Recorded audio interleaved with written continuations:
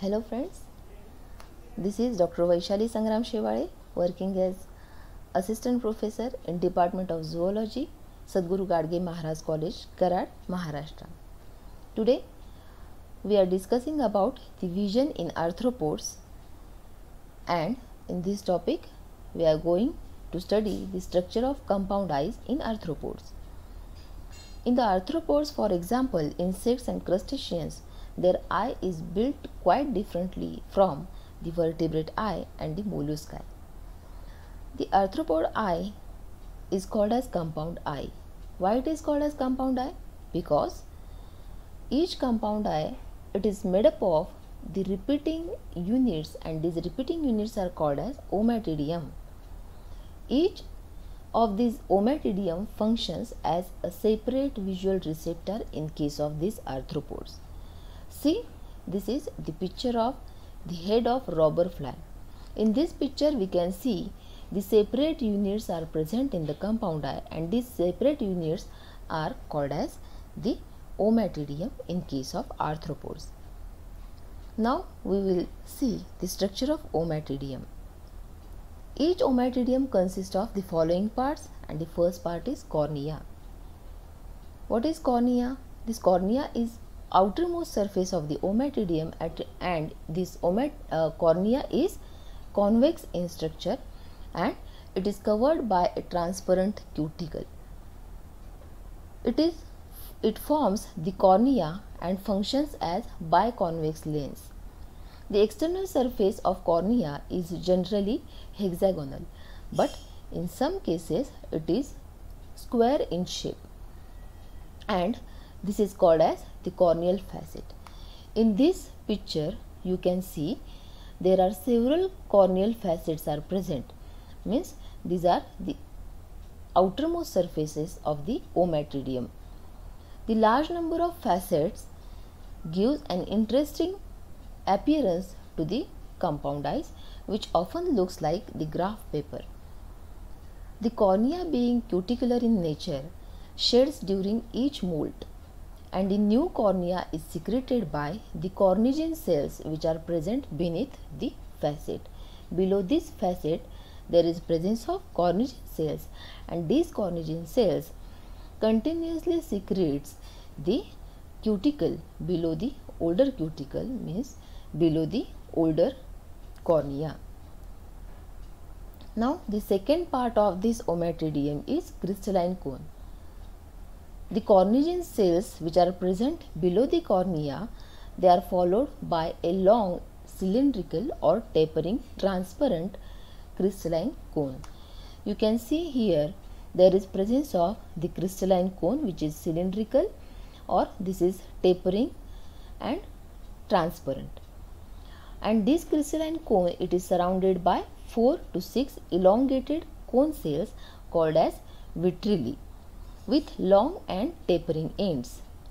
The crystalline cone functions as the second lens and helps to focus the light upon the photoreceptors present in the ommatidium.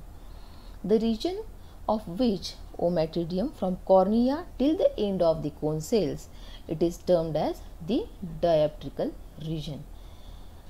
From the cornea till the end of this crystalline cone, means this region of this ommatidium, it is called as dioptrical region. Now the third part of this ommatidium is photoreceptor unit. The basal end of the cone cells of the ommatidium lies upon a translucent cylindrical structure which is called as rhabdome. This is nothing but the rhabdome of the ommatidium. The rhabdome receives light and functions as single photoreceptor unit, forming an image. This rhabdome, it is surrounded by 7 to 8 light sensitive photoreceptor cells which are called as retilular cells. These are arranged in a radial pattern like sections of the orange. Each retinular cell rests upon the basement membrane and extends into a axon. On this basement membrane, this retinular cell race and extends into a axon. The bundle of 7 to 8 axons leaving each ommatidium is further connected to the neurons of optic ganglion, which is connected to the brain through the optic nerve. The rhabdome and the retinular cells collectively form the receptor region of the eye. Now the fourth part of this ommatidium is pigment cells. Each ommatidium is separated from its neighbor ommatidia by certain pigment cells. Means these pigment cells are present in the ommatidium in between two ommatidium as a partition. The primary pigment iris is present in the proximal region of the ommatidium surrounding the tapering ends of the cone cells.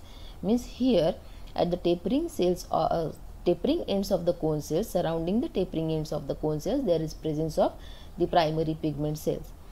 And the secondary pigment cells, which are called as retinal pigment cells, these surrounds the rhabdome and retinal cells in the distal region of the ommatidium. These pigments are movable and can migrate centrally or distally depending upon the intensity of light. Now see, this is the picture which you have seen in the previous slides. This is the picture in which you can see there are two adjacent ommatidiums are present. This is the outermost covering of the ommatidium, which is called as cornea. Below this cornea there is presence of the corniginous cells. Below these corniginous cells there is presence of crystalline cone cells, and this is the crystalline cone which is tapering towards the end. This is the tapering end of this crystalline cone, which is called as crystalline cone stalk, which ends into these rhabdomes. These are the rhabdomes, and these rhabdomes are surrounded by the proximal pigment cells, and these rhabdomes are also surrounded by 7 to 8 retinular cells, and these rhabdomes end in a basement membrane with a axon. This is the structure of the ommatidium. This is the LS of compound eye showing the ommatidia. A lens, the front surface of which makes up the single facet. Below these single facets or the lenses there is presence of these crystalline cones. Around these crystalline cones there is presence of primary pigment cells. Below this crystalline cone there is presence of these rhabdome cells. Around these rhabdome cells there is presence of 7 to 8 retinular cells, and around these retinular cells there is presence of these secondary pigment cells. The pigment cells which separates the one ommatidium from the neighbour ommatidium. Now we will see the image formation in the compound eyes. The compound eyes form image with the help of inputs received from the ommatidium. Each ommatidium forms a separate image of a small part of the object. The ommatidium is not having ability to form complete image of the complete object. It only forms a separate image or separate part of the object. Thus, the image formed consists of several pieces and it is crude, and hence this type of vision is called as mosaic vision. In this picture you can see this image shows the separate images formed by the separate ommatidium, and hence this type of image formation is called as mosaic image. The compound eyes of arthropods can form two kinds of images depending upon the intensity of light. First type of this image formation is called as apposition image, and the second type is called as superposition image.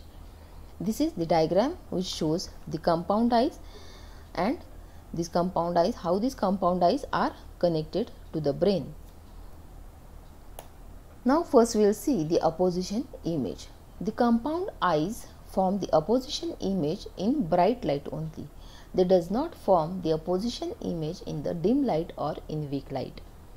In bright light, both the proximal and distal pigments extends and acts as a screen to prevent the light rays from passing from one ommatidium to the other ommatidium. The proximal pigments and the distal pigment cells extends further and forms a screen which avoids the penetration of light from one ommatidium to another ommatidium or to the adjacent ommatidium.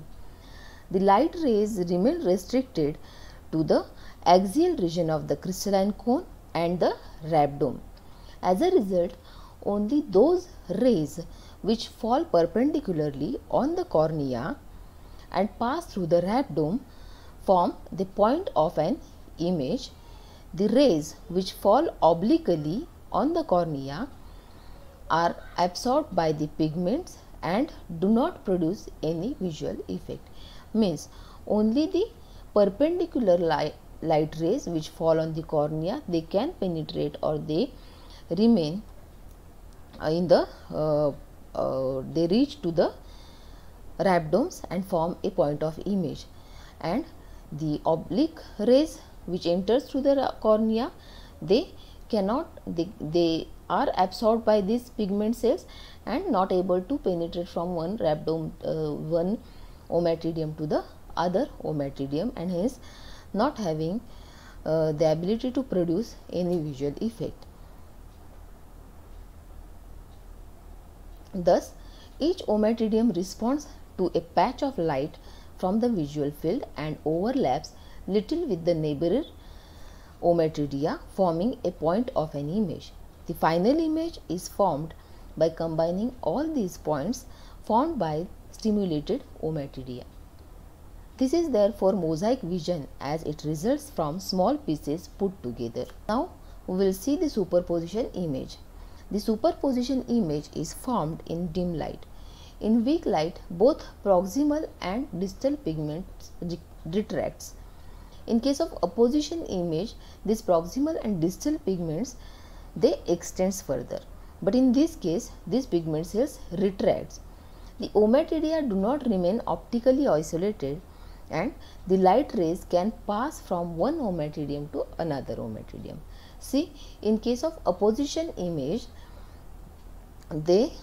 light cannot penetrate from one ommatidium to other ommatidium. But in this case, because of the retraction of the pigment cells, these oblique light rays can pass from one ommatidium to another ommatidium. As a result, the oblique rays, as well those which fall perpendicularly on the cornea and pass through the rhabdome, form the point of an image. Thus, each ommatidium responds to the light rays which had entered through the different corneal facets. The image is continuously formed by overlapping of the adjacent point of the images. This diagram shows the opposition compound eye and the superposition compound eye. Here you can see the difference between two types of the visions. In this opposition vision formation, what happens, the proximal and the distal pigment cells extends, and hence only the perpendicular rays which falls on the lenses, they can reach to the rhabdomes and form a point of image. Here means the perpendicular light which enters through single ommatidium or separate ommatidium form the separate images of the small pieces of the objects, and the oblique light rays which fall on the lenses, they cannot pass through the one ommatidium to the other ommatidium because of the extension of these pigment cells. In this case, you can see the pigment cells retracted, and hence the oblique rays which falls on the both the oblique and perpendicular lights which falls on the lenses, they can enter from one ommatidium to other ommatidium. This is the difference between the opposition compound eye and the superposition compound eye. Now we will see the opposition eye versus the superposition eye. The compound eyes of many arthropods are able to adapt both bright and weak light. For example, in prawn, they are able to recognize bright light as well as in weak light. Their eyes work both in bright and weak lights. This species thus can see in daylights as well as in the night light. However, in several arthropods, the eyes are adapted and fixed for working under only one condition. Therefore, compound eyes can be classified as opposition eye and the superposition eye depending upon their working. If they are working or able to form image in the bright light, they are called as opposition light, and if they are able to form image in weak light, they are called as superposition eye. Now we will see some of the interesting facts of these compound eyes. First, flicker effect. The compound eye is excellent at detecting motion. As an object moves across the visual field, ommatidia are progressively turned on and off. Because of the resulting flicker effect, insects respond far better to moving objects than the stationary ones. Honeybees, for example, will visit wind-blown flowers more readily than still ones. Second one is resolution and sensitivity. Arthropods that are apt to be active in dim light, for example, crayfish, praying mantids, concentrate the screening pigments of their ommatidia into the lower ends of the pigment cells. This shift enables light entering a single ommatidium at an angle to pass into adjacent ommatidia and stimulate them also. With many ommatidia responding to a single area in the visual field, the image becomes coarser. The praying mantis probably can do little more than distinguish light and dark in the evening. The shift in pigments does, however, make it more sensitive to light than it is the daytime, as more ommatidia can defect a given area of light. Color vision. Some insects are able to distinguish colors. This requires two or more pigments, each of which absorbs best at a different wavelength. In honeybee, 4 of the visual cells in each ommatidium respond best to yellow-green light. The 2 responds maximally to blue light. The remaining 2 responds best to ultraviolet light. This system should enable the honeybee to distinguish colors except red and the figure. Now we will see the advantages and disadvantages of compound eyes. First we will see the advantages. The compound eye have a convex corneal surface which results in a wide visual field. In crustaceans, eye can cover an area of 180 degrees or even more. The compound eyes can detect even movements very easily. A single movement in a point of light results in the corresponding shift in the ommatidia. Eyes of many diurnal arthropods possess high flicker fusion frequency, because of which they perceive an object as a succession of separate images instead of a single image. This helps them to detect motion readily. Now, the disadvantages of compound eyes. The image formed by the compound eye is very crude. An insect could see a row of closely spaced bars as a continuous horizontal bar. The compound eyes do not provide good visual effect in distance vision. The compound eyes possess poor resolving power because of the small size numerous lenses. Therefore, they cannot pick up details of an object as human eyes can do. For example, when a human eye can make out full details of human hand, a compound eye can only make out an outline of the hand. Thank you for careful listening.